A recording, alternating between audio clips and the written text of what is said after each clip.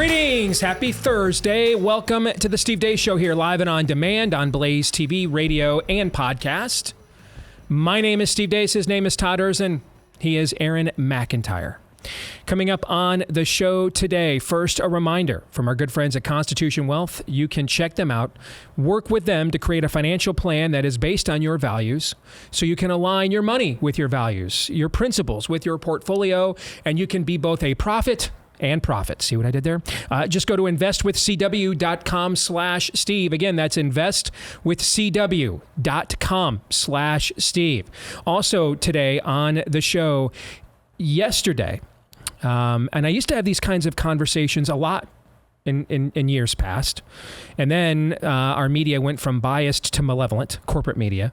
And so they went from at least talking to people like me and quoting me properly while then spinning their narrative around my quotes, okay, to just acting like people like me just don't exist. Well, out of the blue, I got a text the other day from a very high-ranking member of the corporate media corps, a name and a public and a platform publication that everybody would know if you follow politics closely. This person wanted to come in and talk to me off the record. They were making their first trip to Iowa for the caucus, and they wanted to come in and talk to me off the record about what is going on in the state and get the lay of the land. And we talked off the record, no notes, nothing recorded. And we exchanged a couple of pieces of intel from our respected sides. And this person said something to me that, we have been predicting this, and our friend Julie Kelly was just on the show about a week ago saying that, this was coming down the pike, right, from American Greatness. And this person would work at a platform that let's just say they work at a platform that probably has a pretty good read on what's going on with Biden's DOJ, and leave it at that. Fair? Mm-hmm. Yeah. This person confided in me that a Trump indictment from the Department of Justice was, quote, imminent. That was the word that they used. And they wanted to then know how that would impact the race moving forward. And I got to thinking about that. We got to discussing it.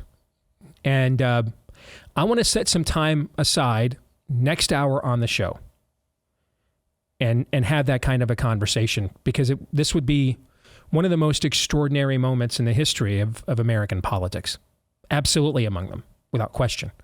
I mean, the reigning president having a Department of Justice indicting the former one and his former and perhaps once more rival for the White House. This is. I think that there needs to be a broad conversation about what this would mean and not mean for a lot of the different people involved. And so I want to get into that next hour, if you guys are okay with that. 3 non-political questions. My daughter Anastasia will join us. We'll have Theology Thursday. We're going to take a break this week from the book God's Politics, which we are really enjoying the conversation. But we're going to take a break this week. We're going to be joined by my old friend, Dr. Michael Brown, for Theology Thursday. And did you guys see what Ellen Page said to the Los Angeles Times? Yeah. Is it? Okay, yeah. Good. All right, we're going to get into that then, because I'm going to talk to Dr. Brown about that too, because that sounds like something that maybe we just did 2 hours of programming about on filling in for Glenn Beck earlier this week. No kidding. Yeah, I mean, this is not a joke. We're not just, to use one of Todd's phrases, we're not just throwing words like demonic around for rhetorical flourish here, for effect, folks. I mean, these are the signs of the times. People have asked me, man, why did your company risk millions of dollars making this nefarious movie about a demonic takeover of America? I mean, do you spend an hour online reading any headlines? 5 minutes. I mean, do you read the news that is going on in this country on a daily basis? Speaking of which, by the way, we are now on Amazon. You can get Nefarious, the movie, on Amazon. We have made it on to that platform to add on to Apple and iTunes, Google and YouTube, Vudu, Dish, and Salem Now. Amazon, you can get Nefarious on Amazon. It should have happened a week ago. I could tell you what the reason was that it wasn't, but that really wouldn't be the reason. Satan. That's the reason. I mean, there has nothing in this, nothing Nothing about the making of this film has been seamless, has gone off on the timetable that we surmised within the budget that we allocated. There has been nothing that has not been complicated, weird about this film, dangerous, the making for those of us that made it anyway. So we apparently had to have at least one more round that is just beyond silly. I could tell you what they said the issue was. You wouldn't believe me if I told you. That's why I'm just gonna chalk it up to the devil. But we are on Amazon now for Nefarious Movie. I've heard so much from people that didn't get a chance to see it in theaters and have seen it here in its first week in streaming. I don't know where we are today. Last I checked, we were number 3 on YouTube, Google, for top selling films. That's like on their entire platform, guys. Like that's the largest search engine. Google and YouTube are 1 and 2 in search engines in the world, and they're owned by the same company. So I mean, that's incredible. Salem said we were the number 1 content piece that people purchased or rented with them this past weekend. We were top 10 on iTunes and over on Vudu as well. And now we are on Amazon with Nefarious Movie. Get it now before they change their minds. And with that, let us begin with Aaron's rundown of what happened while we were away. What happened while we were away, brought to you by Indictment number 2. Numerous outlets have now reported that a federal grand jury in Florida is preparing to hand down an indictment of Donald Trump under the Espionage Act for his alleged mishandling of classified documents. Trump said on Truth Social yesterday, "No one has told me I'm being indicted, and I shouldn't be because I've done nothing wrong.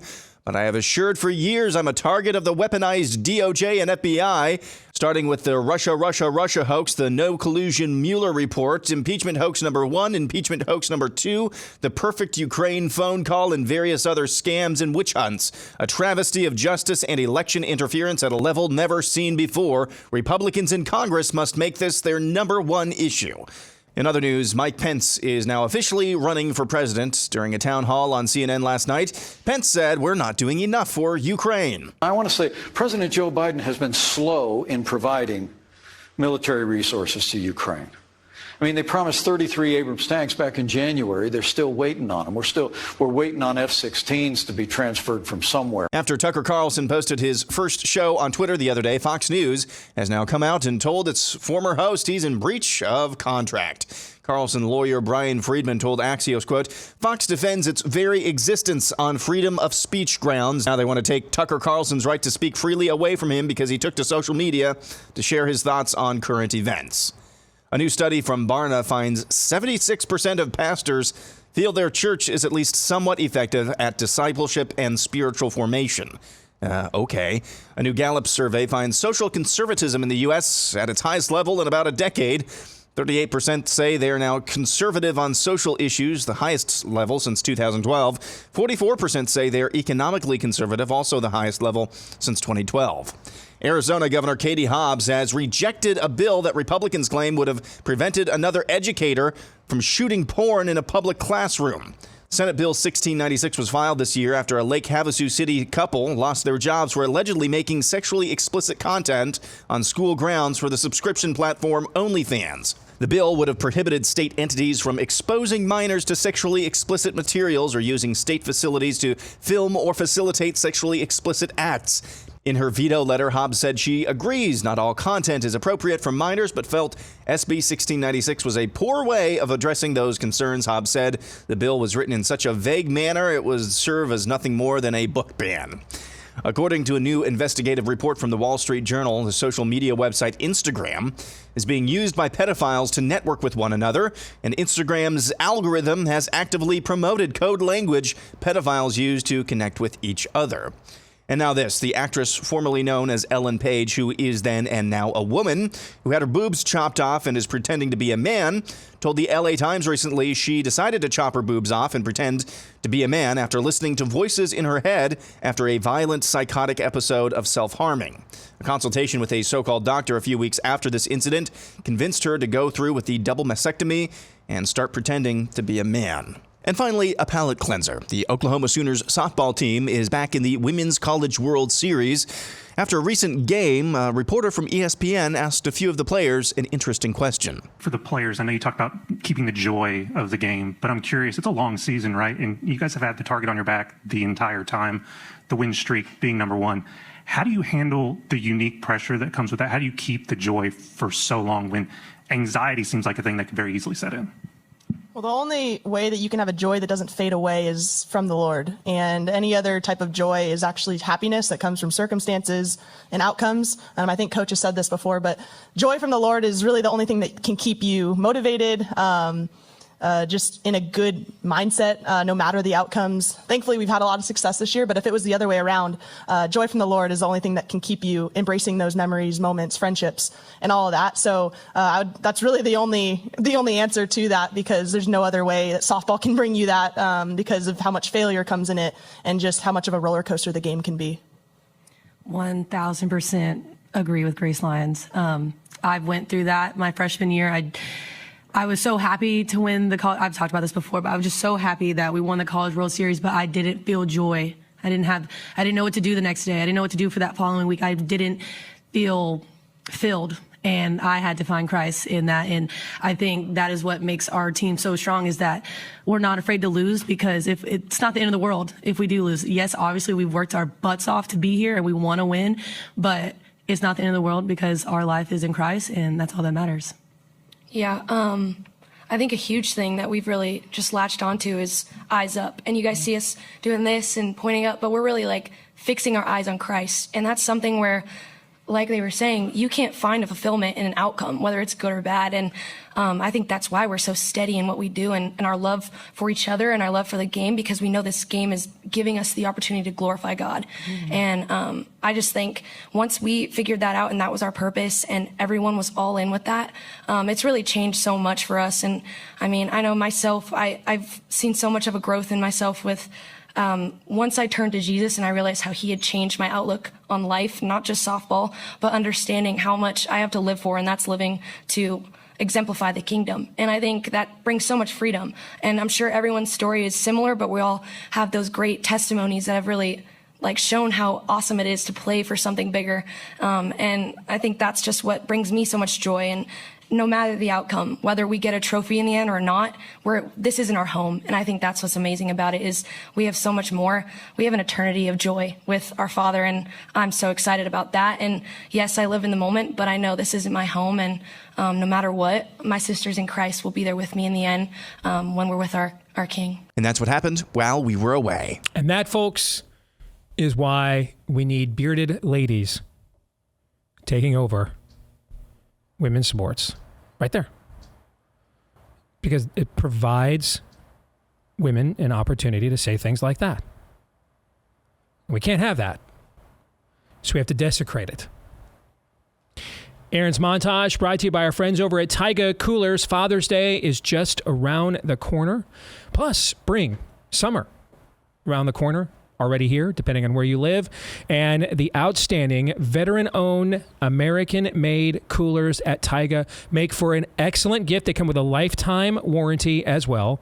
You can just get one of their everyday, very effective, nice to look at, premium coolers that keep your food and drinks cool, or you can choose to customize them as well. They can do that for you as well, as long as you're not violating a copyright. They can put just about, or, something obscene. They can put just anything else that you want on a customized, a corporate logo, a special message to dad, whatever you would like, when you go to taigacoolers.com, TAIGA for taigacoolers.com. Enter the promo code Steve while you're there and get a 10% discount. Remember, that lifetime warranty. Make excellent gifts. taigacoolers.com and use the promo code Steve for a 10% discount. All right, let's get to what's in the montage today. We're gonna talk about the potential fallout of a second Trump indictment next hour. I already mentioned that. We're going to get more into the Ellen Page story and more with Dr. Michael Brown here at the bottom of the hour. But that sounds a hell of a lot like demonic possession, oppression to me. I mean, what wholesome voice would say to you? mutilate yourself. It's the only path to freedom. It's the only path to peace. What source of light would communicate something like that? When I was watching that, you see Ellen Page things and you roll your eyes a lot. This time, when watching that, I kept thinking of Edward's cheeseburger. Yeah. It's heartbreaking. Yeah. I mean, the people forget it's been a minute, but back in the day, she starred in one of the most unsuspecting yet effective pro-life films that's ever been made, because it came out of mainstream Hollywood. It won a bunch of awards, Juno. And just like the enemy, I promise you, as we speak right now, is scrambling to figure out how to get some trannies infiltrating the women's sports programs at Oklahoma University after that clip went viral. I promise you they're doing that in hell as we speak. They were already doing it 5 seconds after that clip aired. Doing something like that, having someone be a beacon of truth almost unsuspectingly, that doesn't necessarily come from a traditional tribe that you can just write off and say, well, that's what the so-and-so people think. That person would become a very effective symbol against your agenda. And so haunt them, discredit them, dismantle them, deconstruct them, destroy them. And you're right. The reference to the cheeseburger scene in Nefarious, what Ellen Page is reminding you of there, now she is responsible for all of the things she has done and all the crazy stuff she has claimed and said, just as Edward was responsible for his actions. But he did not act alone. And that was the point we make in Nefarious. And now, likely, unwittingly, Ellen Page is telling you she didn't act alone either.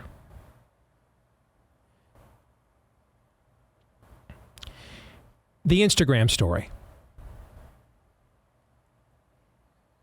If you were to post on Instagram what I just said, if you were to refer to Elliot Page as Ellen Page, he as she, you'd get censored and not banned on Instagram.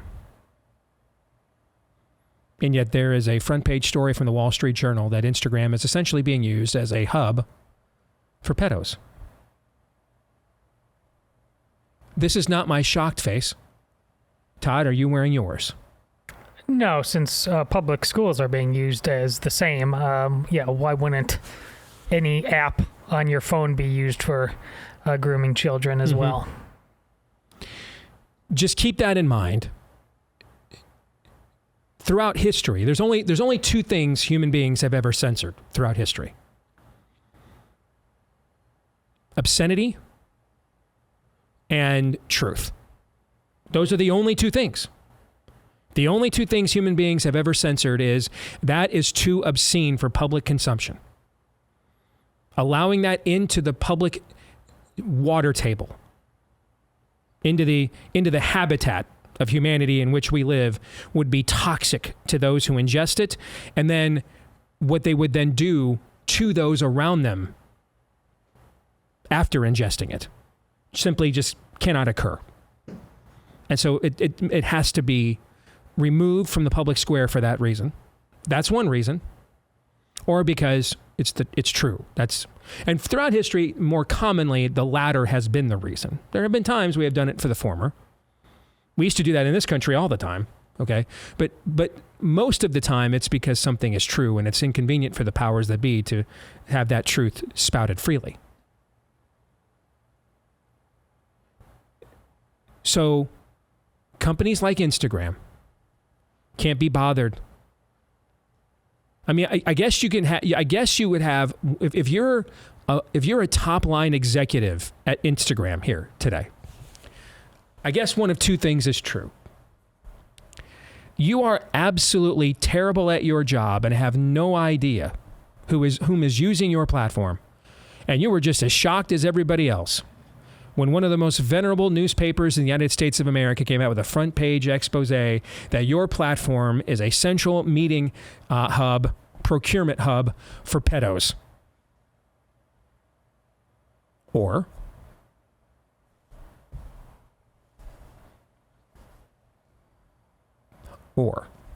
Steve, the Dodgers are basically having pedo day. The Dodgers. either you are mind-numbingly dumb, or in my view, you ought to be put on trial, criminal trial, and facing a minimum of a lifetime in prison without the possibility of parole for providing a platform for people to groom and then assault children. So we can fire you or incarcerate you. Frankly, I'm okay with either outcome. But do you really believe they didn't know? They were completely unaware? Yeah, neither do I. Which brings us to the Barna survey. Speaking of unaware, I saw this yesterday and I thought to myself, are you kidding me? 76%. Now, Aaron, is it evangelical or just Protestant pastors? Do you know? Let me pull up the poll again just to be sure. Okay. Not survey. Yeah, not that it probably makes much of a difference, but if you guys don't know evangelicalese, all right, preferring to be described as evangelical over Protestant means that you actually are a Protestant who still believes in sola scriptura. Protestant. Okay, so some of the affirming, the rainbow affirming Protestant churches could be included in the survey, I suppose. You know, I don't know how many of those Barna is typically surveying. Okay, but I don't care if the number was 56%, which would be 20 points less. 46%, 36%. How is it possible? Just looking, just on the hour, any hour of any day, peruse the headlines in America. How is it possible 76% of Protestant pastors believe that they're at least somewhat effective doing discipleship? That's why it's possible. Explain. Can you, if you read that and it was only 10% thought that this was going well, wouldn't we be right on the doorsteps of revival then? Because that's what it's going to take to get to revival. Oh, we suck. That level of we're broken. Yes. And humility. Yeah, doesn't this make actual sense based on we're here because of the church? I hear you. Yes. We're here because of the church Mike simply Pence, not being up to the yes. Mike Pence levels of no self-awareness and cowardice. Yes. So of course they'd say this. I was hoping you would make that connection. A lethal combination of cowardice and without self-awareness that Mike Pence uniquely embodies as a political figure. That is and that is why I have said, and I said it again last night, he is the embodiment of too many men in the Republican Party, too many men in the pulpits of America, and thus this is why America is in the shape that she is in. Amen, amen. I say to you. All right, and so that's the correlation then. I didn't see it at first, but you got me connecting some dots here in real time, and I appreciate that. The fact that they are that they lack that level of self-awareness actually does explain. Because if they were weeping prophets, if we were tearing our clothes and donning ashes and sackcloth and saying, beating our chest and saying, Lord, forgive us, we are sinners. What is my commission? Let me fulfill it. Yeah. If we had those sorts of things, we would not be seeing these headlines on the hour. There'd be some. There's always sin in the world, but they would not be as omnipresent and prevalent in the culture as they are right now. It makes perfect sense that the men who oversee an institution that has largely just preemptively surrendered to the fight before the fight ever began. Yes. Just preemptively surrendered to it. Have decided, and we're actually doing a great job here. Think about it this way. When's the last time you remember saying, broadly speaking, about the church? And when I say that, Protestants like this, Protestants and Catholics together, just Catholics broadly speaking, but when's the last time you said, nice job, church? We've done it in specific examples, specific church leaders, pastors. There's been moments. Yeah. But broadly speaking, collectively, when's the last time you on an said institutional level, we're getting this right here? I can't remember.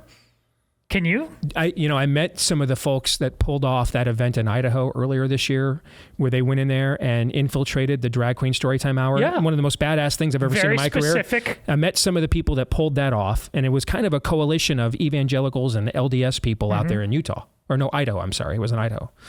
And I was told that like the local LDS bishop condemned them after it came out what they did. Condemned them for it. So that's the point. You know what? Thank you. I did not see this going in. That this actually, it's more than a lack of self-awareness. This is self-fulfilling prophecy. Yes. Of course they feel that way, which is why we see the headlines and the things we see. It's not that these things showed up and the church failed to confront it. It's that the church failed to show up and now these things are confronting us. Yes. It's the other way around. And you just kind of reiterated to me what the paradigm shift that I had in the middle of early in my broadcasting career.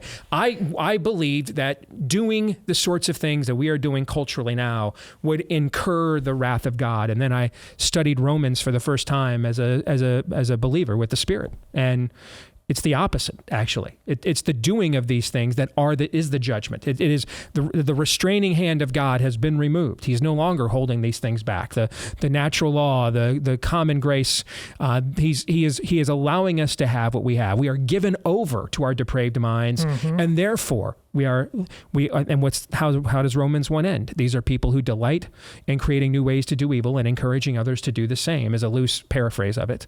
And that's what we're talking about here today. Thank you. I appreciate that. That was edifying. I needed that correction. I appreciate it. All right. One other thing I wanted to discuss here, the Tucker Carlson thing. If first of all, our CEO, Tyler Cardin, I thought made an excellent point last night on Twitter. If you are working for Fox and or contemplating it, as a company, they want to take the position that they can control whether you even have a social media presence. That ought to be, that's a form of indentured servitude. That's part of being a citizen today, is having access to that public square. And so for Fox to say that Tucker, let's assume he's making no money off of it, didn't put any commercials in it. He's just posted a 10-minute video of his current thoughts on Twitter. As a citizen, the implications of saying if at any point in time we can get you under a contract and therefore have any control whether you have any voice in the public square at all, if we choose to take it away even after a day or 3 years or 5 years, the implications of that are ominous, to say the least.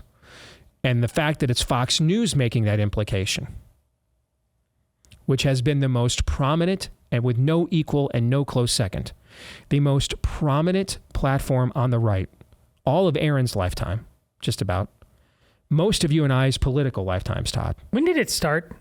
1994, 5, 6, somewhere in there is when the network went on the air. Yeah, mid-90s. So that's disturbing. There's going to be a lot of talk, and almost all of it will be legitimate. Hey, if they can do this to Trump, they can do this to all of us. Now, everybody's motivations for pushing it may not be legitimate, but the point in and of itself is very legitimate. All three of us would agree. Time to make a similar point about Fox. If we're going to set the precedent that Fox News can control whether you have a voice as a citizen, not on their platform, but as a citizen,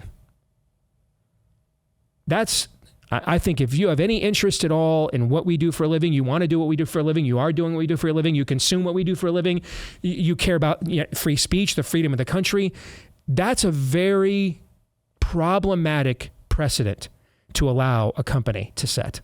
Thoughts? And they seemingly do it so openly and casually. Again, you've long said that this is ultimately a game of power and control. Mm-hmm. They're not trying to hide that fact. They just want to lord things over you. That's the water almost all of us are swimming, right, left, journalism, whatever. People look at Live Golf and that stuff. Mm-hmm. It's running amok everywhere. It's not just they don't want him on their platform. Fox News is trying to stop Tucker Carlson as a private citizen to having a voice in the debate as a citizen at all.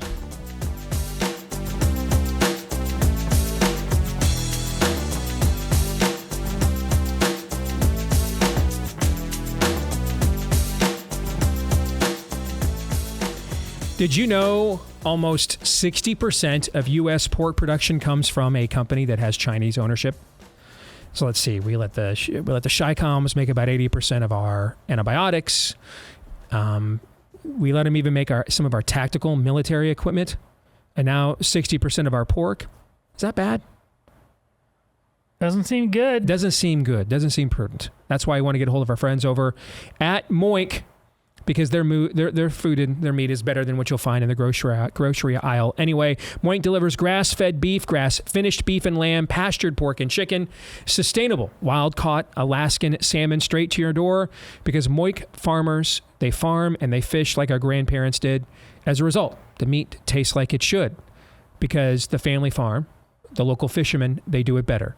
You can taste the Moink difference yourself, everything from ribeyes to chicken breast to pork chops to salmon fillets, and you can cancel anytime. So help keep American farming and fishing going by signing up at moinkbox.com/Steve right now. And if you do, you get free bacon in your first box. 2 words, folks. Free bacon. Free bacon. And yes, there will be bacon at the marriage supper of the Lamb. I have prophesied it. All right. Moinkbox.com/Steve. MOINK for moinkbox.com/Steve. Let's get to Theology Thursday, and it's good to welcome back an old friend of the show, Dr. Michael Brown. Good to see you, brother. How you been?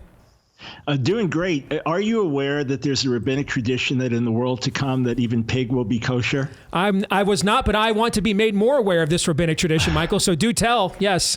Yeah. Well, just that. It'll probably be healthier, though, than the current pig. But just wanted to add that to your prophecy there. Yes, I have prophesied. All right, so lay it down. I have prophesied that there will be bacon at the marriage supper of the Lamb. All right, let's get serious for a second. I first got to know you about a decade or so ago. You wrote a book called A Queer Thing Happened to America, which blew my mind.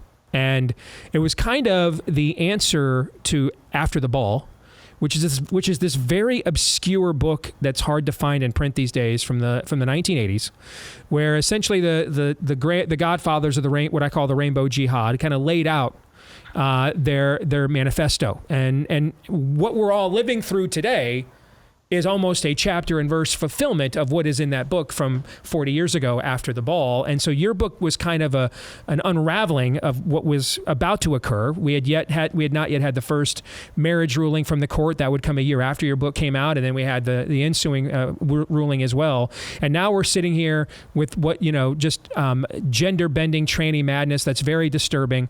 I don't know if you've seen this report from earlier today. The actress formerly known as Ellen Page talking to the Los Angeles Times. And they asked her, when did you know that you were really a man? I mean, when did you know that you should seek out gender reassignment surgery? Michael, she literally talks about voices in her head told her to do this, right in the pages of the LA Times. I want to start with you there and get your thoughts on that. Yeah, everything is unfolding just as we said it would. It's an inevitable trajectory. The gay journalist Andrew Sullivan recently said, look, this is not what we were asking for. We weren't asking for males to compete against females. We weren't targeting the bodies of children, etc. And I wrote an article saying you can't separate the LGP from the T and the Q. Mm-hmm. The celebration, the adoration, the honoring of the Sisters of Perpetual Indulgence, drag queens reading to toddlers with the approval of the American Library Association, the current administration fighting for the right to generally mutilate and chemically castrate children. This is the inevitable result of the trajectory. Yeah, and I laid it all out in A Queer Thing Happened to America in 2011, said this is the inevitable way that it will go.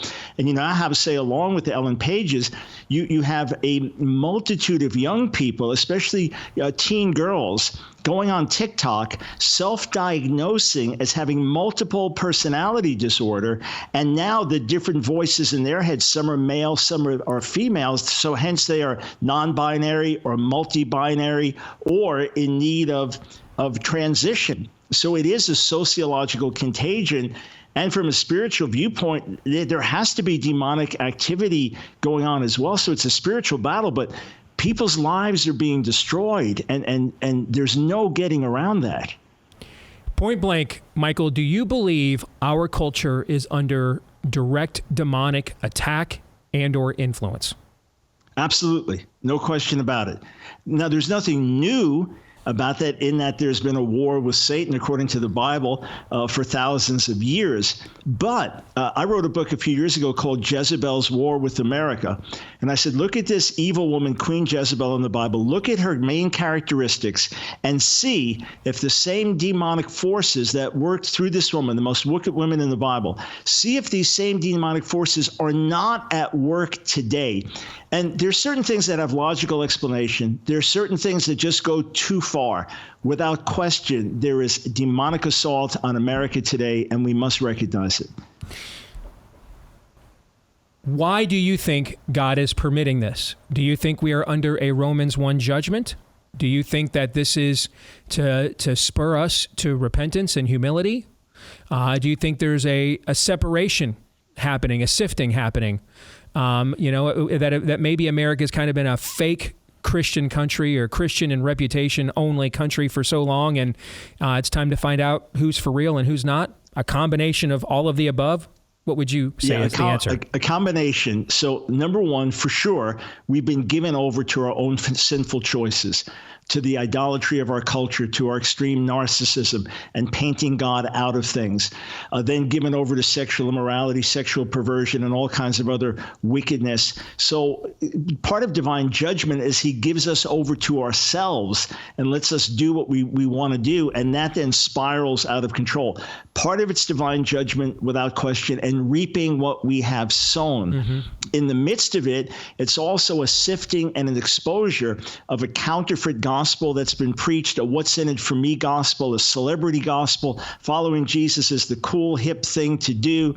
And now that's being exposed and uprooted. And in all of this, God is answering prayer and coming as a refiner's fire. And where and I'm working with churches around the country, Steve, where I see churches with prayer, fasting, separating themselves, starting the year crying out to God. I'm seeing churches where young people are flocking, where some of them are trying to figure out, where do we put all the people in our multiple services, because there are thousands coming. So there is something stirring. Asbury was just another sign. So in the midst of the junk, the sifting, the purging, the refining, God is at work. But I wrote a book in 2021, Revival or We Die. It is life or death. America as we know it cannot continue like this. We're either going to be completely polarized and break into different nations or states within the nation, or we'll have a complete moral, spiritual, cultural collapse. Either that, Jesus comes, or revival. I don't see any other alternatives. I agree. I mean, we have said on our show many times over the years, revival or bust. And so I'm a political guy that, because of the events of the day, has kind of been almost directed, if not forced, to address things directly theologically, maybe more than I intended. I always wanted our show to feature a biblical worldview, but I didn't envision I'd be doing political analysis, calling things demonic. I didn't think I'd be doing stuff like that, okay? But that's the signs of the times have led me here.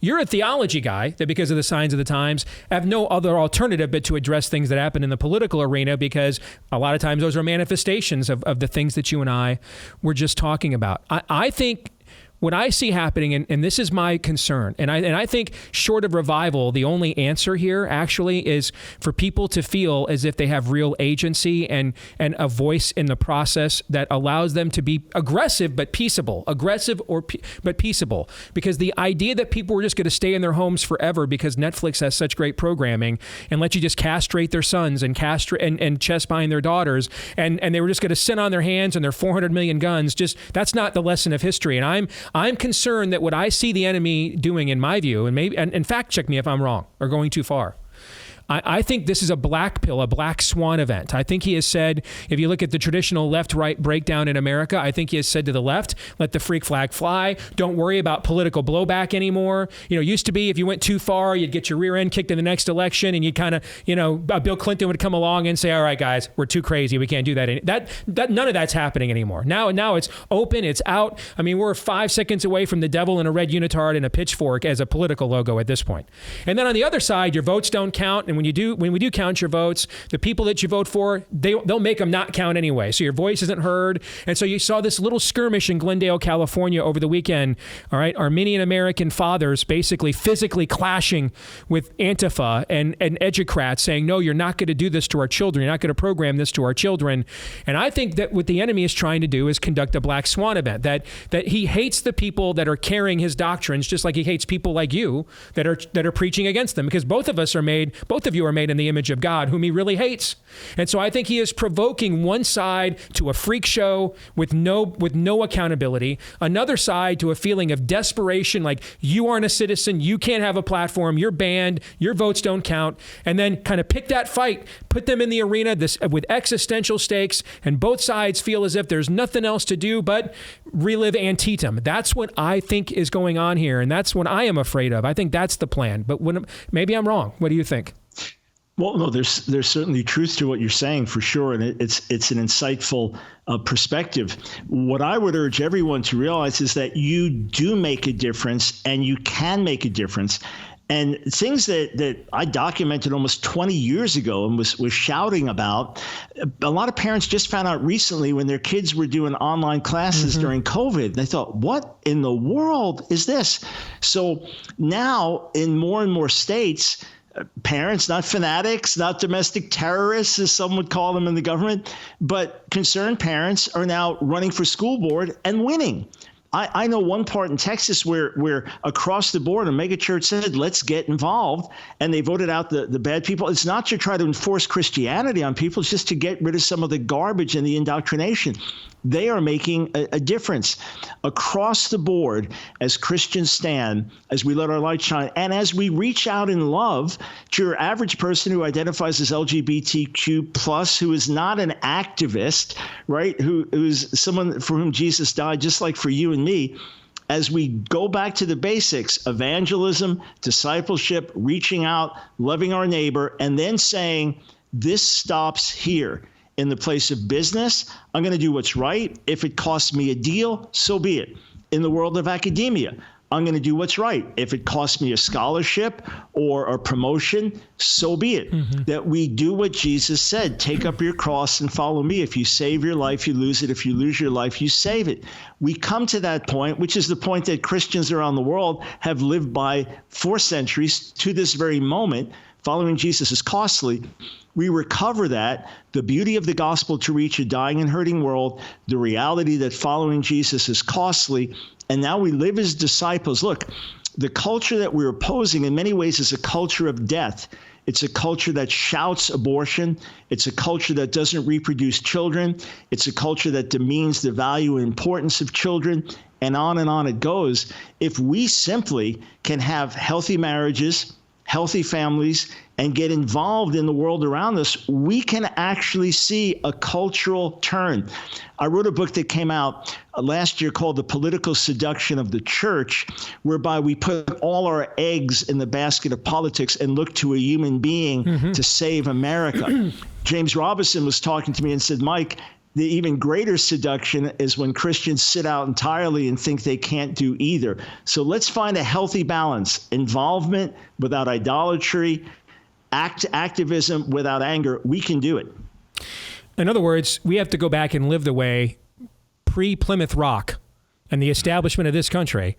This is what you just articulated as the way Christians had to live as persecuted minorities throughout the world, including the West, and including the West for about 1,500, 1,600 years. That's how the church kind of survived. That's how the message was passed on, is living in the countercultural way you're talking about. Before we let you go, I've got about 90 seconds here, so the question won't be too self-serving because I don't have a lot of time for you to serve me. But I know you had a chance to see Nefarious.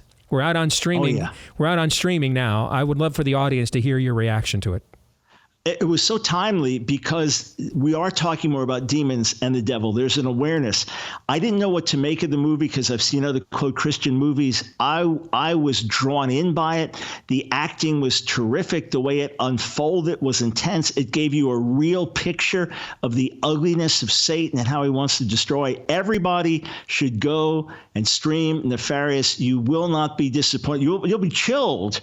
You'll be awakened in a healthy way, but you will not be disappointed. So absolutely go and see it. I've seen other stuff where I couldn't give that recommendation this heartily, but stream Nefarious. You need to do it. Well, your affirmation of the movie early on was one of our first real confidence boosts, brother. So I really appreciate it. Always good to see you. It's been too long. Thanks for hopping by again. All right, take care. You bet. Thanks for having me. You bet. That's Dr. Michael Brown here with us on the Steve Deace Show. All right, gentlemen, thoughts on that conversation here on a Theology Thursday? Breaking news, Steve, and it ties into this. There's apparently UFO footage from Las Vegas, and people are saying that they see an 8-foot alien in their backyard. Are you kidding me? This is going on right now? This is going on right now, and it's all over. Okay. I don't see it at all on my feed, but okay, I'll look for it. Okay. To reset that revival or bust thing. Mm-hmm. Yeah. That's what I got.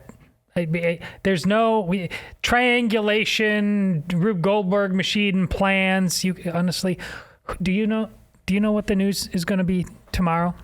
You have absolutely, and this is that's a biblical principle. Mm-hmm. Anyways, mm-hmm. But it's more important now than there's no autopilot on this thing called America anymore.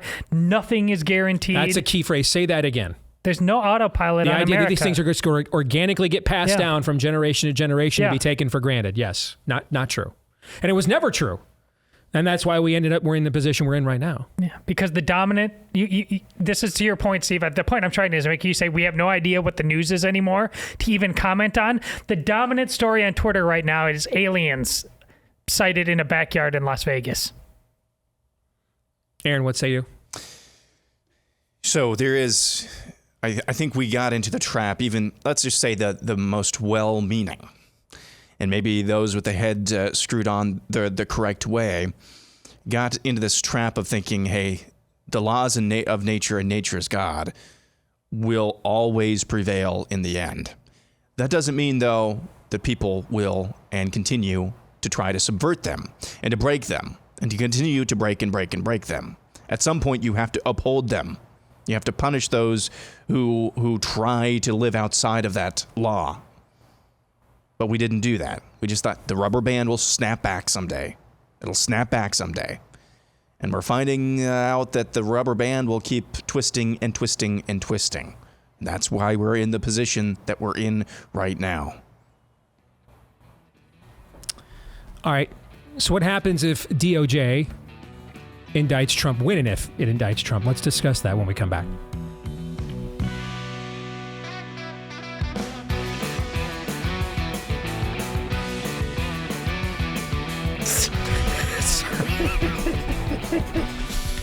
Wish you could have heard the dialogue. That didn't air, did it? No. No? All right, that's probably for the best.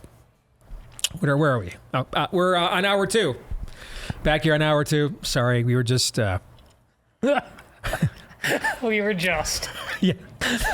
It was unjust, is what it was. But we were just sitting here watching this video going around of the. That's what you were just talking about, right? Because you mentioned it on the air right before we went to break. Yes.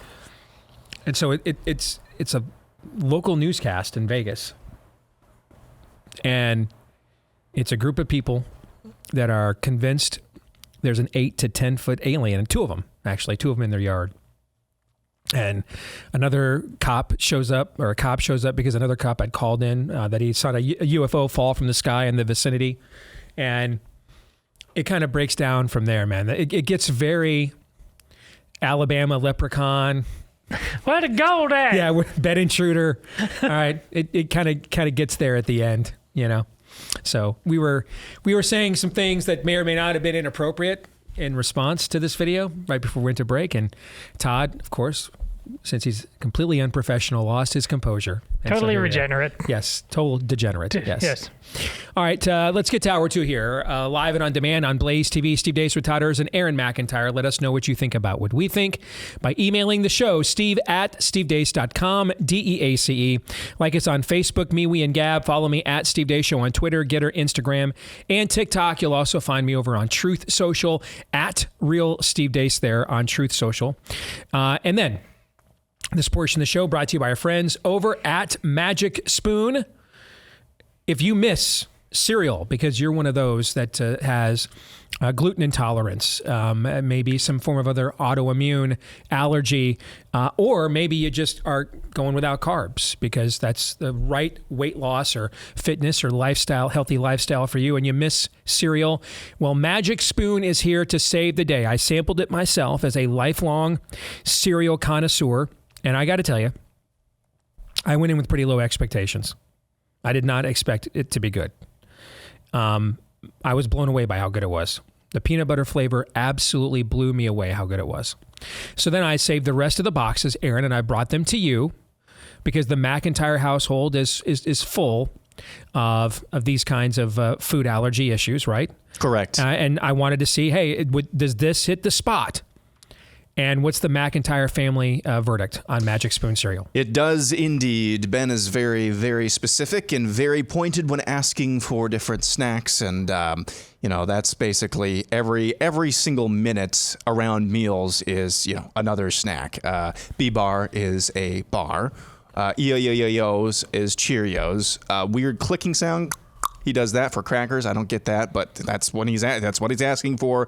And it's a pretty distinct boon when he wants Magic Spoon cereal, and the dude just loves it. I mean, it beats almost any other snack that we can give him at this point. Dude, if it's got his seal of approval, it's going to get yours as well. Get the variety pack that comes in 4 flavors: cocoa, fruity, frosted, and the one that I tried that is excellent, peanut butter. 0 grams of sugar, 13 to 14 grams of protein per serving, only 4 to 5 net grams of carbs, only 140 calories a serving as well. So high protein, no sugar, keto-friendly, gluten-free, grain-free, soy-free. To me, that usually means taste-free, but not the case. This stuff is really good. MagicSpoon.com/Deace is where you can go to get the variety pack. Try it today. Use the promo code Deace at checkout to save $5 on your order.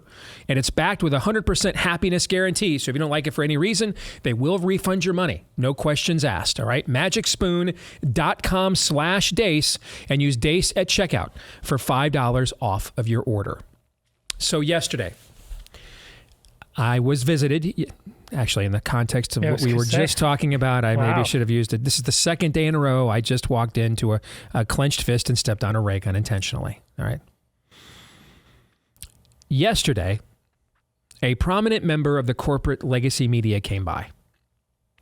And this person is a top political writer at a very well-known, renowned, venerable corporate media platform institution. And they came by and wanted to kind of pick my brain. This is the first time they've ever covered an Iowa caucus. So they wanted to pick my brain on, the history, the tradition, the paradigm, how it works, how it doesn't. And in the course of this, no note, nobody took any notes. Nobody recorded anything. Everything was truly off the record. And in the course of this, we kind of just exchanged notes, right? I mean, I have a prominent platform that represents one side of the information war in America, and this person works for a prominent platform that represents the other. And since we were kind of deciding for now, I mean, they walked in and they were like, is it okay if, we just forget that I'm fake news for a little while and have an honest conversation? Which I respected the sense of humor. All right. So we just sat down as human beings working in the media and just, we're very forthright and honest about what we are hearing from our respective sides and sources on this election and particularly how it plays into Iowa. And in the course of this conversation, this person said to me, Trump is getting indicted by the Department of Justice imminently. I have it on very good authority, they said. And given the platform this person works for, their platform is probably more aware of what the Department of Justice and a Biden administration is doing than several members of the Department of Justice and a Biden administration. All right. I mean, they're simpaticos. So I believe it. And I've been predicting it for over a year anyway. And our good friend Julie Kelly from American Greatness was just on the show last week reiterating she thinks it's coming. She thinks they're even going to try to indefinitely detain Trump like they did several of the January 6th defendants under the Espionage Act, which would just be incredible. Okay. I mean, regardless of what it is, if it's just the documents, if they do go after him, for the January 6th stuff, this is an extraordinary circumstance. I mean, to sit here in the longest running experiment in self-governance and freedom in human history, and to have the current president attempt to go back his administration and criminally prosecute his predecessor at the same time that predecessor is in the midst of mounting a challenge to him for further political power, is just, this is when RFK Jr. was at the border earlier this week and was going through the roster of countries that were represented throughout the world, those people left countries where this kind of stuff happens. This kind of stuff is not supposed to happen here. And so at this point in the conversation, he said to me, game plan out what this does to the race. And we had that conversation. And that ended up being a good deal of the rest of the conversation that we had. And it got me to thinking we need to discuss this on the show, because this is coming. So we don't know, are they just going to get him? Are they going to try to ding him for the documents? Are they going to go for the whole enchilada? I'd be wagering on the whole enchilada here. I just... Yeah, what's their limiting principle? Yeah, we're dealing with as we were just talking to Dr. Michael Brown, we are dealing with a political movement that doesn't believe it has a limiting principle anymore. The Constitution isn't one, the social compact isn't one, the courts aren't one, the law isn't one, decorum isn't one, hell, elections and creating a blowback and a reverb against me for overreaching isn't one. There isn't one. They don't believe in a limiting principle anymore, but one. They do believe in one. You own 400 million guns privately. They believe in that. Because that's the only reason that they didn't say you'll take the poison poke to come out of your house, let alone have a job. That's the only reason they didn't go door to door and take your kids away if you didn't poke them with the poison. That's the only limiting principle they believe in. Which is why they are the ones who should be indicted. I agree. And that's evidence A, that the social compact in America is broken. If we're down to, well, because you're armed, I won't do this to you, that means then that is a ticking time bomb too. Because the day will come, probably sooner rather than later, that's all right. I'm armed more. All right. You've got shotguns, I've got tanks. I want us to avoid that.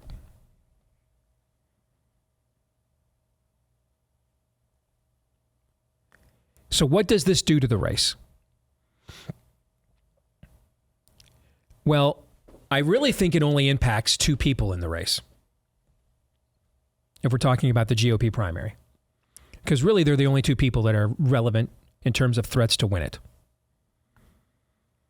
And that's obviously Donald Trump and Ron DeSantis.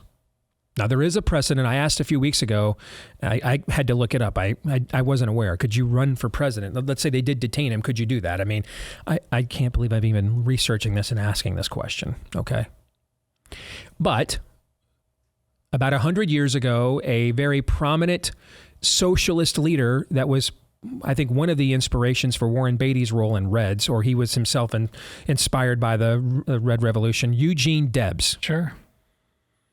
Was imprisoned and still ran for president. But he was a fringe political figure while being an impactful activist at the same time, meaning he wasn't a threat to win the presidency.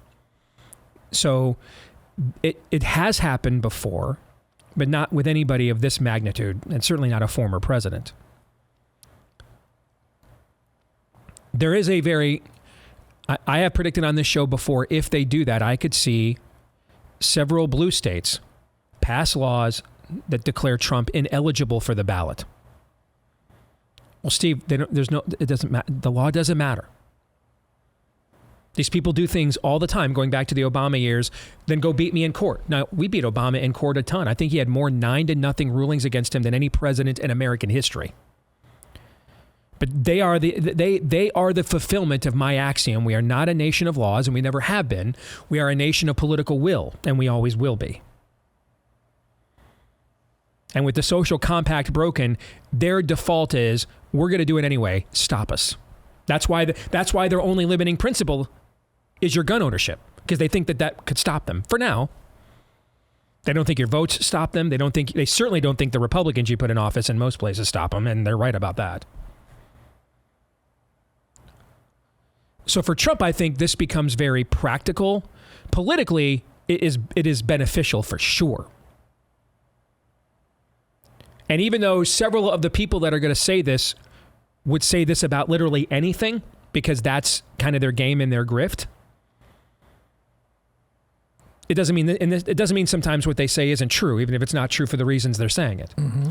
The reality is, just as I said last hour, what Fox is trying to say to Tucker Carlson now, we can not only deny you a platform on where we are, but we can deny you a platform to have a voice as a citizen at all. You can't even post on your own private social media. That's frightening. It is absolutely frightening what they want to do to him, and they are doing. And they will absolutely do it to us. And they are. They've done it to members of his staff, his cabinet. I know members of his staff and cabinet that love the man and are praying he doesn't call and ask them to come serve again, because I can't afford, they've literally told me I can't afford the attorneys, man. I mean, you're nowadays you're just investigated and prosecuted for being Trump adjacent.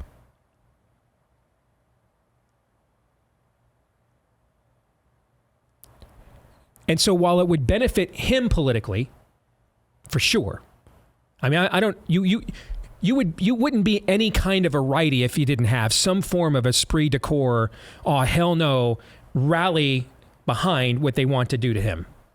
In terms of rallying against it, I should say. It's Kavanaugh. Yeah. And I mean, and I have a lot less regard and respect for Brett Kavanaugh than I do Donald Trump. And I was willing to rally behind that because it was such an obvious injustice. Personally, for him, this is very difficult. The legal fees will be extraordinary. If you're donating to him, do you know you're donating for a legal defense or for a political campaign? Also, the amount of people that would be willing to serve openly, that the kinds of people you want to hire, like the people that keep getting the sloppy grifters that keep getting community noted on Twitter, you don't want them in a White House, and they wouldn't be in a White House. Serious people would be. But the serious people are looking at this right now and saying, I can't afford that. I don't want that on me. So while clearly there will be a rally behind him, and should be, it's perfectly understandable, there are political consequences that go beyond that emotionally valid and viable option.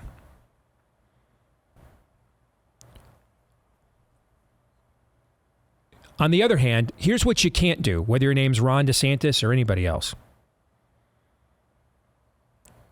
You cannot be seen as trying to politically profit off of this. You cannot. There is no way. Don't try to triangulate it. There is no triangulation. There isn't any. Because the truth of the matter, they would find ways to do this to you too. Maybe you're more disciplined than Donald Trump. You probably are, and I don't think it takes very much to be. It doesn't matter. Ask Mark Houck. Ask him if it matters. It doesn't matter. Ask a guy who sat in Nancy Pelosi's seat dressed as the Minnesota Vikings mascot one time. It doesn't matter. It doesn't matter. Ask Ashley Babbitt. Oh, wait, you can't. Your crime is your belief. Your beliefs are the crime. Acting on them, voting on them, that is the real crime here. So you certainly don't want to be seen. If I could use a biblical analogy, because I've drawn a lot of Saul David analogies, because I happen to think the situation is very analogous. The moment in the cave, I mean, right now, Donald Trump is trying to politically kill Ron DeSantis. Fair? Yes. Okay. That's part of a campaign. Well, in this part of the story, Saul is literally trying to kill David. And there's a moment where Saul goes into a cave to drop a deuce. And he's vulnerable. And David has the opportunity right there to try to take Saul out. And he doesn't do it. Why? Because he's the Lord's anointed. And it's really about obedience to the Lord, more so than saving his own skin or his own political ambitions. So he defers. Well, in this case, Trump is the people's anointed. At least the people that you need to vote for you. If you're Ron DeSantis or anybody else, he is the people's anointed. You do not want to commit an act of treachery in that cave. It will not be seen as politically brilliant or triangulation. At best, it will be seen as an extremely cynical ploy that will undermine your claims of character and discipline. At worst, the people will see you as betraying them. It's not about Trump to them. It's about them.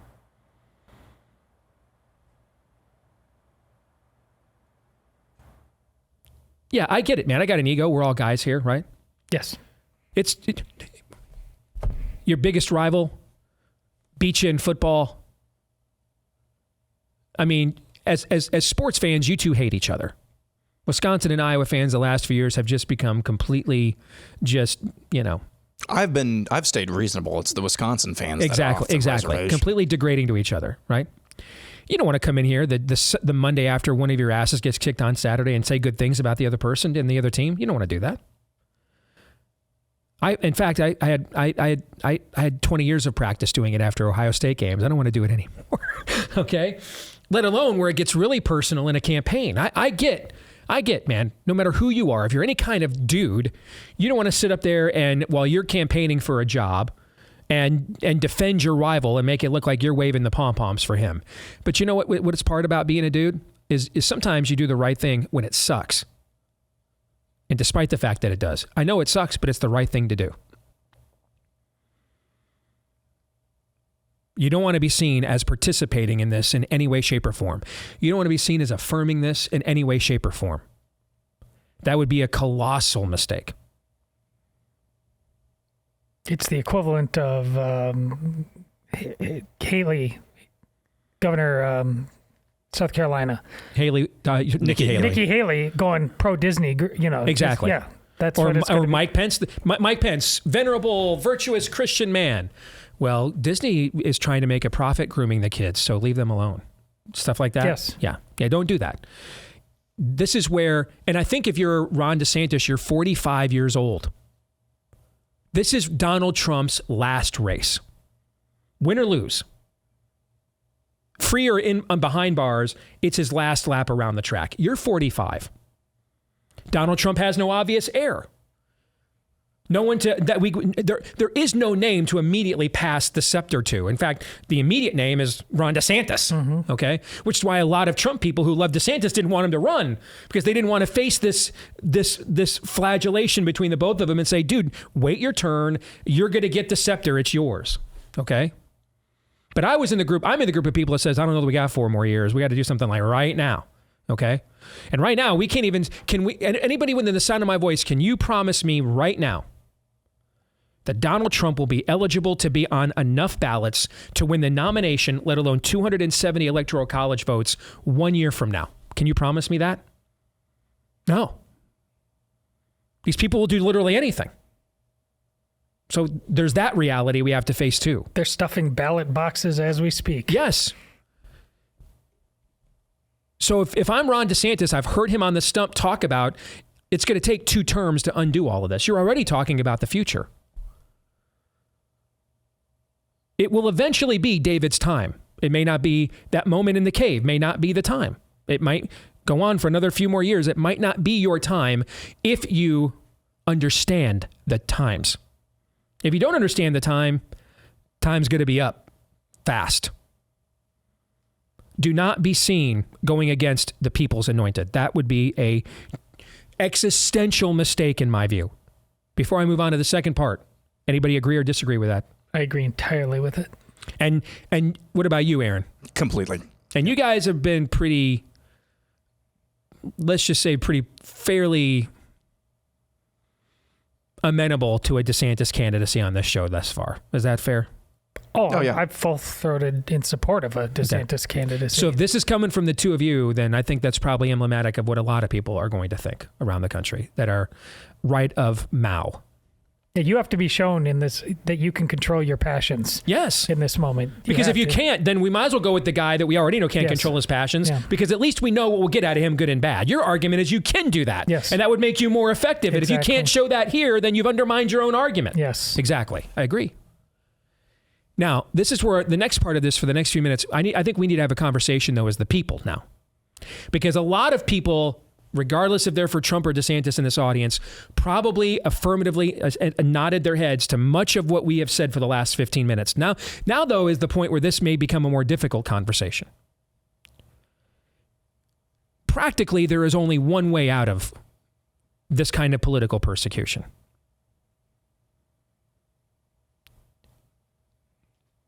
We have to win the next presidential election so that someone that shares our views gets to appoint the people that run the Department of Justice, gets to actually issue the pardons, issue the commutations, gets to appoint the lawyers, the justices, the FBI director.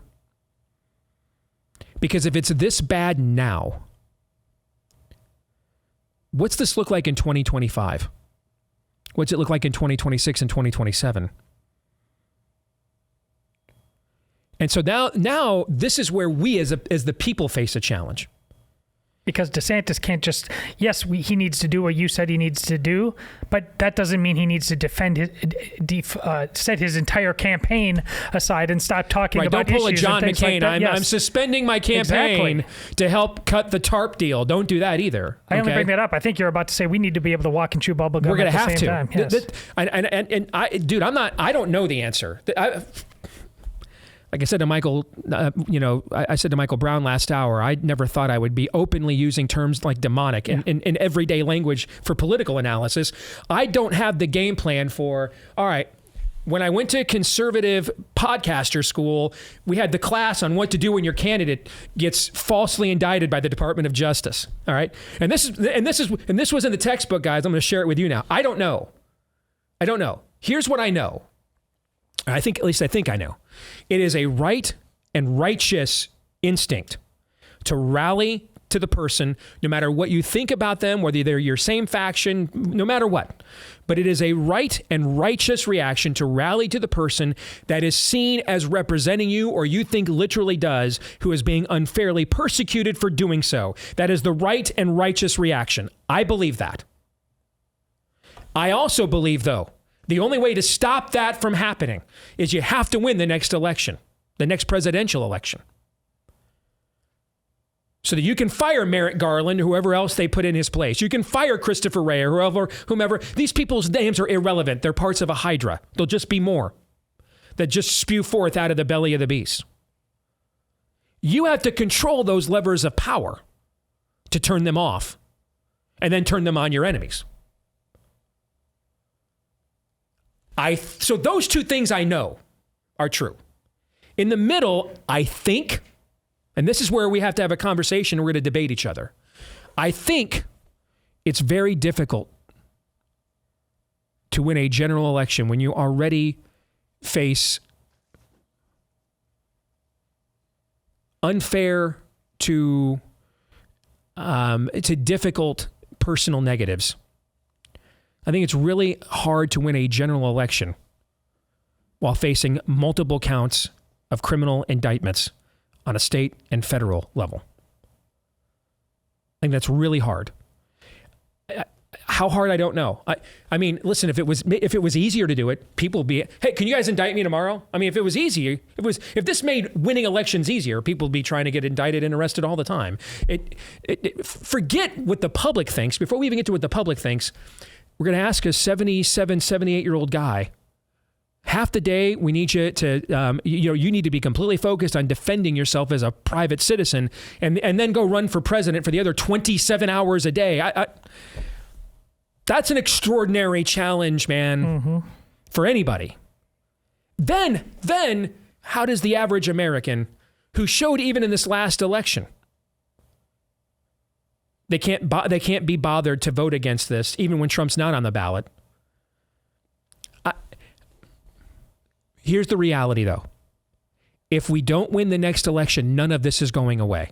None of it against him. None of it against the people around him. None of it against us. None of it will go away. And I think if I was Ron DeSantis, that's the conversation I would have. I'd look right into the camera and I would say, this is a scam. It is unfair. It is why I offered him extradition. I offered not to extradite him back in my state when they tried this in New York. I don't trust these people. That's why I'm running against them for president. Here is the reality, though. If we don't win the next election, none of this will stop. None of it will, and it will only get worse. The only way to stop this is to win the next election. This puts electability even at a higher threshold, in my view. Because if you don't have the power to do something, nothing will get done. So I think on one hand, this will be a difficult road for the DeSantis campaign. On the other hand, I think this will be a difficult road for at least some significant portion of Trump supporters. Because DeSantis is going to have to run a race that doesn't, at least for the time being, that doesn't look like he is betraying somebody that his own base is going to rally behind to some degree. And there's a segment of Trump voters that are going to have to be really real about this. If he doesn't win the next election, he's probably dying in prison. And he won't be alone. Or that's at least a possibility. If the Republicans don't win the next election, there's no chance any of this goes away. That's the only chance any of it does. All right, gentlemen, your quick thoughts.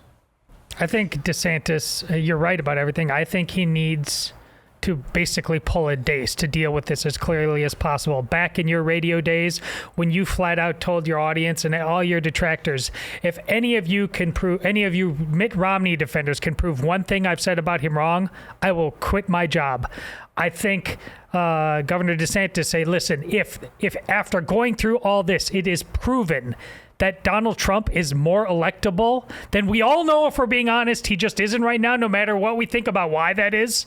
I'll walk away from this. But until then, I want to do this because we need this as a nation. Show me that proof, and I'll walk away. Until then, I'm going to fight for this country. Strange reality is that Donald Trump's path that he followed in 2016 is just not replicatable again. And so the strange reality is that Donald Trump's best hope at actually having some sort of life of luxury for the rest of his years is probably in Ron DeSantis. That's the reality of the situation, at least from my vantage point. The bottom line, if Republicans don't win the next election, there is a better chance Trump's in a jail cell the rest of his life than Mar-a-Lago. All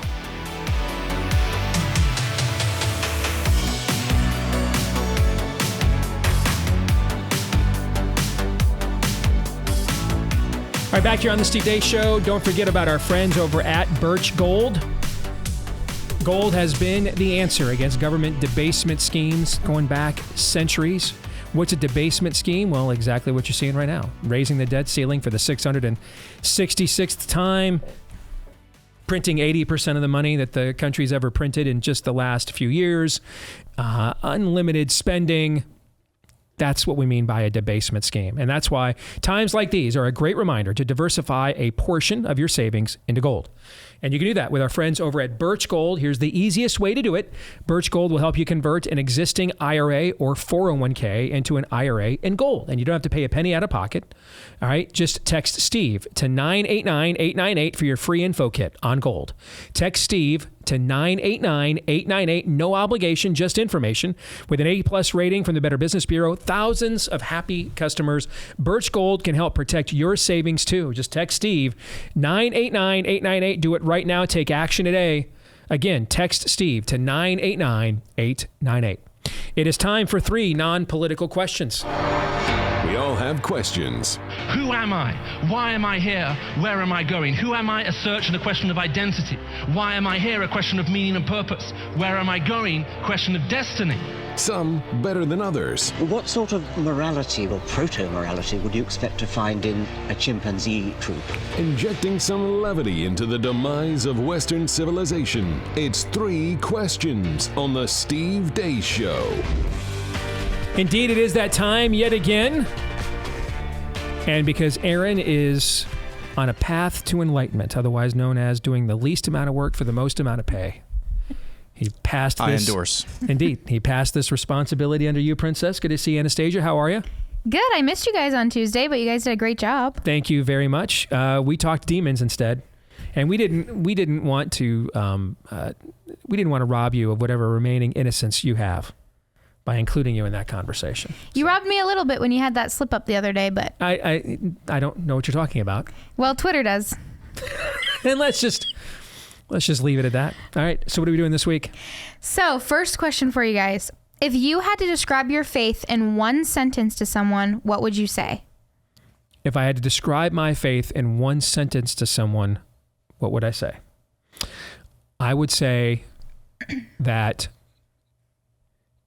Jesus is Lord. There is no other. And there is no higher. Can I have an and in there? So a comment, an and? Yeah. Okay. I was like, wow, this is getting pretty long. Jesus is Lord and there is no other. And there is no higher authority on truth, ethics, and right and wrong than the Word of God. That's what I would say, I think. That was good. Was that okay? Yeah, that was good. All right. Aaron, what about you? A peace that passes all understanding. Oh, so you'd actually quote the scriptures. Yeah. I like that. All right. So you totally Jesus. You sola scriptura juke me is what you did. Yeah. I appreciate that. Didn't mean to do that. Okay. Todd? It's the truth, and there's no point in starting anywhere else. Oh, that was good too. That is good too. That was impressive. Now I kind of understand why they pay you guys the big bucks. That was good, guys. Better than average bucks, but yeah, that I hear was you. good. Yeah. Okay. That was good. Thank you.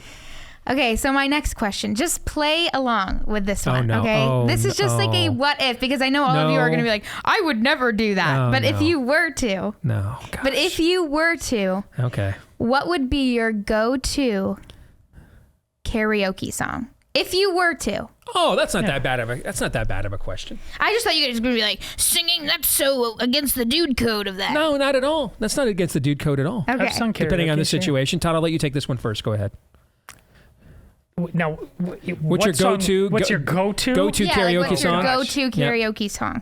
It has to be something that if you can't sing like me, can't be taking seriously. Like when your dad occasionally will pretend like he can, like, well, that song's not in my key. I was like, you don't have a key. What are you talking about? You can sing. Can your dad sing?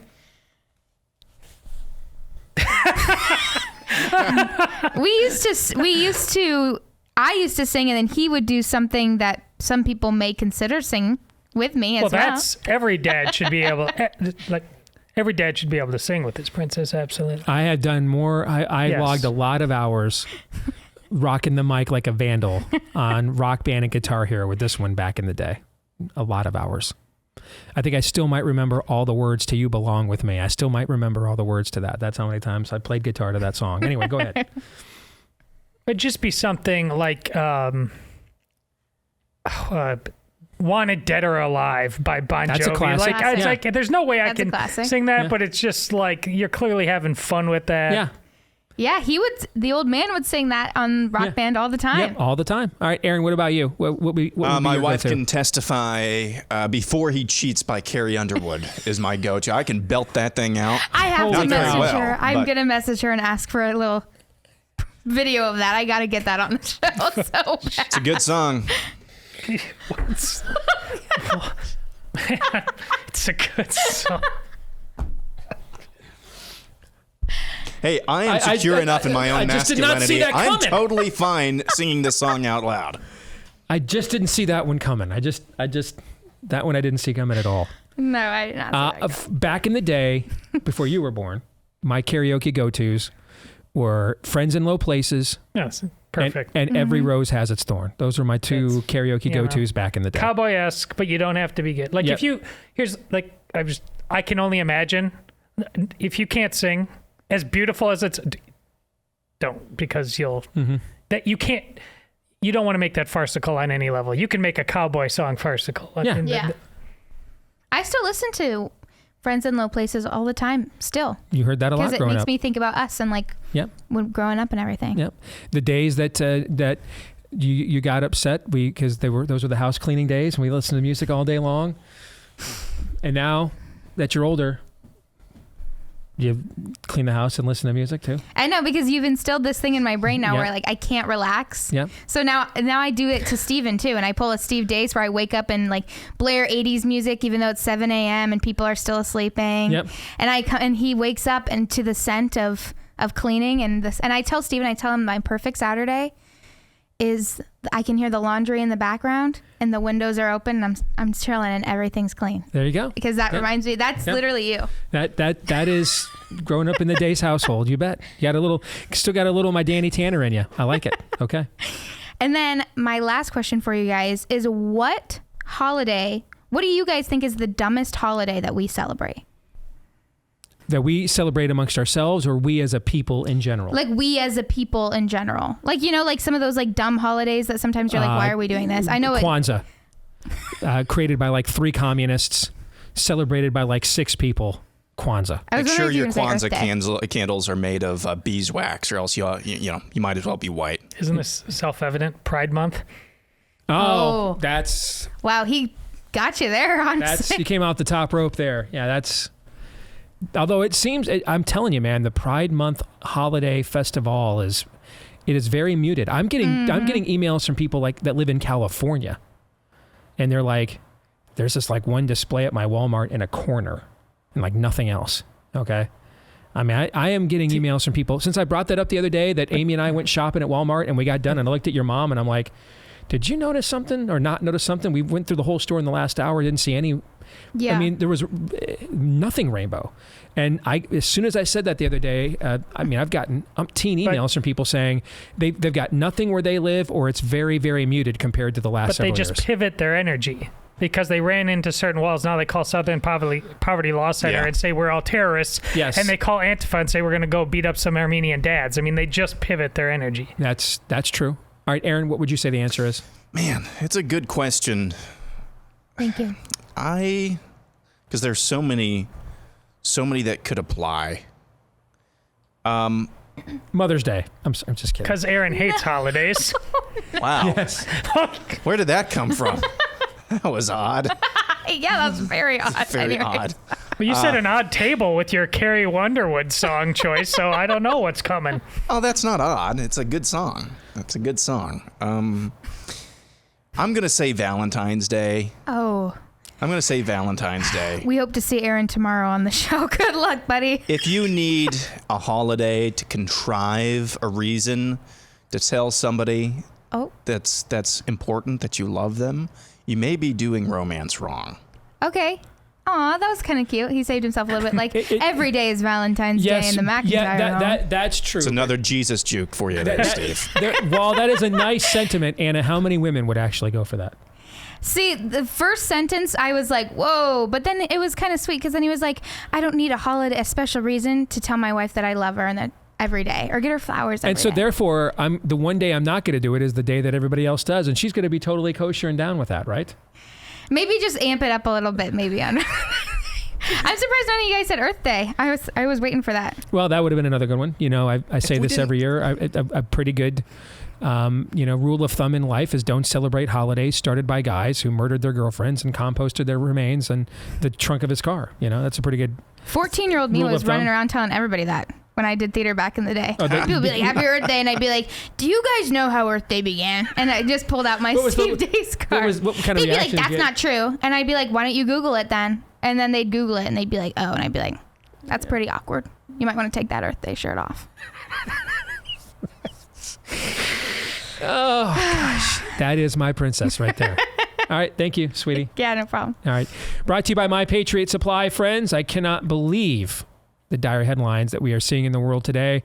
If it feels like things are on the brink of falling apart, just make sure you're prepared. Make sure you've got a 3-month emergency food kit from our friends at My Patriot Supply. Breakfast, lunch, dinner, even drinks and snacks. The full complements of the 2,000 plus calories that you need per day will be arriving for you, and you can save $200 off of each kit, not the full bill. Even better savings. You want to get a kit for everyone in your family, save $200 off of each of those. Free shipping as well. They stay good for up to 20 plus years with proper storage. All right, preparewithdace.com is where you want to go. Again, that is preparewithdace.com. Once again, preparewithdace.com. Let's double back and make sure we have dotted I's and crossed T's on the conversation we were just having with an imminent DOJ indictment of Trump that could include things involving sedition, espionage, or not espionage, sedition, insurrection. I think I said espionage earlier in the hour, and I meant to say insurrection. The stuff they're charging the January 6thers with. And what this means moving forward. I just want to reiterate, I think the two big points coming out of this. One, I think it is both a right and righteous reaction to say we have to rally to the person they're doing that to. And I'd be a little concerned if that didn't happen en masse. Two, you cannot be seen trying to take advantage of this politically in some way. You'll be seen as and I think also rightfully so, a complete and total betrayer. Because at the very least, you misread the room. It's not about being loyal to Trump. It is to the grift army on Twitter. That's nobody. Those people are nobodies. They have no influence outside of Twitter. I promise you, there is not a single Iowa campaign event I'm going to go to or have been to already that anyone will walk up to me and say, oh man, I saw what Trump 69 me said on Twitter. Never going to happen. Okay? They're in their own ecosystem just collecting clicks, but they're not actually influencing votes. So those people aren't the 75 million people that voted for Donald Trump in the last presidential election. You won't be seen as refusing to stand up for a campaign rival. You'll be seen as abandoning the people. And I think rightfully so. Third, though, we the people need to have a conversation, folks, because if we don't win the next election, this is all getting worse. I mean, if we don't win the next presidential election, there is a better chance that Trump is finishing out his days in a jail cell than the Mar-a-Lago. There will be more Mark Houcks. Many more, in fact. So the next presidential election has to be, the only way to stop this is to win the next presidential election. So somebody that is more favorable to the traditional notions of justice are in charge of the Department of Justice. Anything short of that, like fast forward to 2026, lose the next election. Donald Trump is past 80. Who knows if he's even still alive?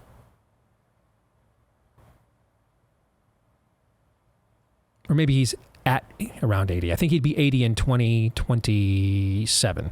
So right around 80.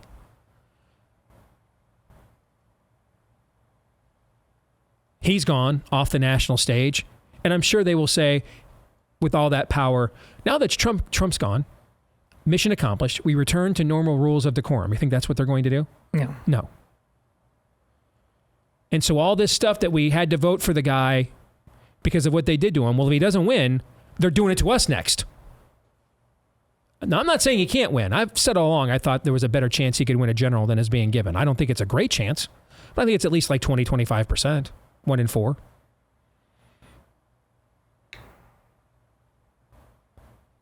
But no matter whom is nominated, if you don't win the next election, this level of persecution only gets worse. And it'll get worse against us. Gentlemen, any final thoughts before we sign off on that?